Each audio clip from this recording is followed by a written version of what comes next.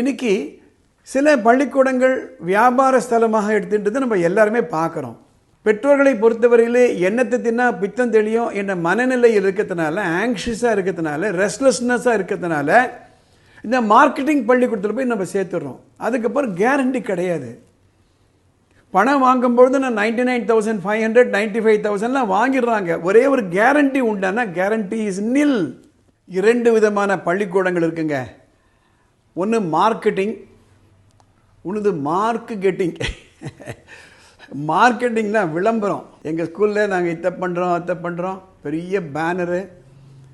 உலகத்தில் யாராவது ஒருத்தர் சாதிச்சு இருந்தார்னா அவர் எங்கள் ஸ்கூலில் தான் படித்தார்.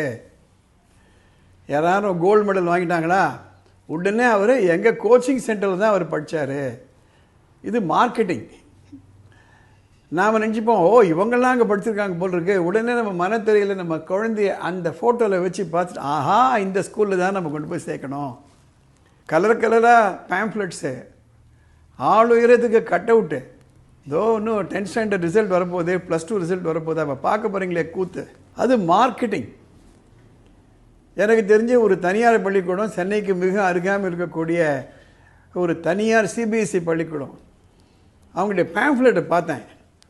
அவங்க என்ன சொல்கிறாங்க, அந்த பேம்ப்ளெட்டில் சரி அந்த பேரண்ட்ஸையும் கூப்பிட்டு, அவங்க 11th and 12th ஸ்டூடெண்ட்ஸை நாங்கள் எங்கள் டீச்சர் டீச் பண்ண மாட்டாங்க, அதோ இந்த கோச்சிங் சென்டர் இருக்காங்களே அவங்க ப்ரொஃபஸர்ஸ் வந்து உங்களை டீச் பண்ணுவாங்க. அதனால் 11th and 12th எங்கள் ஸ்கூலில் உங்கள் பசங்களை சேருங்க. என்னுடைய இன்ஸ்டாகிராமில் ஒருத்தர் ஒரு கமெண்ட் போட்டிருந்தார். ஒரு குறிப்பிட்ட பள்ளிக்கூடம் சென்னையில், அதில் ப்ரொஃபஸர்ஸை கூப்பிட்டு டீச் பண்ணுறாங்களாம் ஐஐடிக்கும் அந்த நீட் எக்ஸாமுக்கும். எதுக்குங்க ப்ரொஃபஸரு? நான் இதான் சொல்கிறேன். ஒரு பதிவு ரீசெண்டாக போட்டிருந்தேன். You don't need a sledge hammer to kill a fly in it. இதெல்லாம் மார்க்கெட்டிங், மார்க் கெட்டிங், அதுதான் முக்கியம். சரி, நீங்கள் வந்து ஒரு நோபல் லாரட்டியே கூப்பிட்டு நீங்கள் பாடம் எடுங்க. நாசாலேருந்து ஒரு சயின்டிஸ்ட்டை கூப்பிட்டு வாங்க, அவரை ஃபிசிக்ஸோ இல்லை எதுவும் எடுக்க சொல்லுங்கள். ஒரு பெரிய இந்தியன் இன்ஸ்டிடியூட் ஆஃப் சயின்ஸ் இல்லை அது மாதிரி ஒரு ரிசர்ச் ஆர்கனைசேஷன்லேருந்து பெரிய ஒரு 10 PhD பண்ணவங்களை கூப்பிட்டு வந்து நீங்கள் கிளாஸ் எடுக்க சொல்லுங்கள். என்ன வேணால் பண்ணிக்கோங்க. மார்க் வந்துச்சா? பெற்றோர்களே, நீங்கள் உங்கள் குழந்தைகளை 11th சேர்க்கறதுக்கு முன்னாடி அந்த பள்ளிக்கூடத்தில் கடந்த 4-5 ஆண்டுகளில் 10th மார்க் கெட்டிங் இருக்கிறதா அல்லது மார்க்கெட்டிங் இருக்கிறதா? உங்களுடைய ஏரியாவில் எத்தனை சிபிஎஸ்சி ஸ்கூல் இருக்குதுன்னு லிஸ்ட் போடுங்க, எத்தனை மெட்ரிகுலேஷன் ஸ்கூலுக்கு லிஸ்ட் போடுங்க. அதில் உங்கள் குழந்தைகள் படிக்கக்கூடிய ஸ்கூல்லையும் போடுங்க. நீங்கள் க்ரைட்டீரியா என்ன அப்படின்னா, லாஸ்ட் 3 இயர்ஸில் 10th போர்டு எக்ஸாமில் எவ்வளோ டோட்டல் காமிச்சிருக்காங்க. அந்த 10th டோட்டலில் கூட ஒரு மார்க்கெட்டிங் நடக்குதுங்க. என்ன மார்க்கெட்டிங்னா, மொத்தம் 5 சப்ஜெக்ட் தான். ஒவ்வொரு சப்ஜெக்டும் 100 மார்க்கு. அந்த கோர் சப்ஜெக்ட் டோட்டல் தான் போடணும். சில பள்ளிக்கூடங்கள் என்ன பண்ணுங்க, ஆப்ஷனல் சப்ஜெக்ட்னு ஒன்று படிப்பாங்க. நார்மலாக ஆர்டிஃபிஷியல் இன்டெலிஜென்ஸ் இருக்கலாம், அதை எடுத்துப்பாங்க.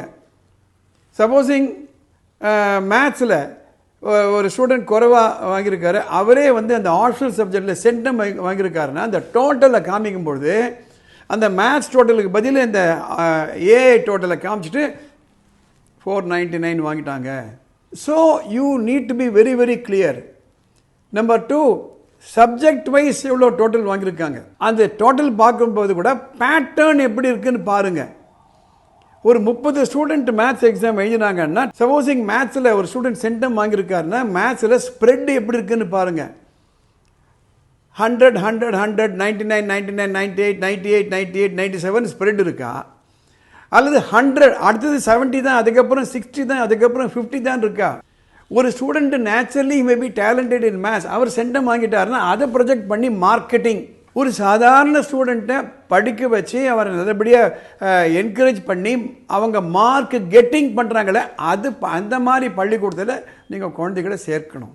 இன்றைக்கி சில பள்ளிக்கூடங்கள் வியாபார ஸ்தலமாக எடுத்துகிட்டு நம்ம எல்லாருமே பார்க்குறோம். பெற்றோர்களை பொறுத்தவரையிலே எண்ணத்தை தின்னா பித்தம் தெளியும் என்ற மனநிலை இருக்கிறதுனால, ஆங்ஷியஸாக இருக்கிறதுனால, ரெஸ்ட்லெஸ்னஸாக இருக்கிறதுனால இந்த மார்க்கெட்டிங் பள்ளிக்கூடத்தில் போய் நம்ம சேர்த்துடுறோம். அதுக்கப்புறம் கேரண்டி கிடையாது. பணம் வாங்கும்பொழுது நான் 99,500 95,000 வாங்கிடுறாங்க. ஒரே ஒரு கேரண்டி உண்டானா கேரண்டி இஸ் நில். அதே ஒரு 99,500 கொடுத்து ஒரு நீங்கள் வாஷிங் மிஷின் வாங்கினீங்கன்னா கேரண்டி உண்டு, உங்களுக்கு ஃப்ரீ சர்வீஸ் உண்டு, உங்களுக்கு அதில் டிஃபெக்ட் இருந்தால் ரீப்ளேஸ்மெண்ட் பண்ணுவாங்க, மணி பேக் உண்டு. இன்றைக்கி அமேசான் போன்ற நிறுவனங்களில் நீங்கள் ஒரு பொருளை ஆர்டர் பண்ணிங்களான்னா மணி பேக் பாலிசி உண்டு அவங்களுக்கு. If you are not interested within a particular date, return it, your money is given back, no questions asked.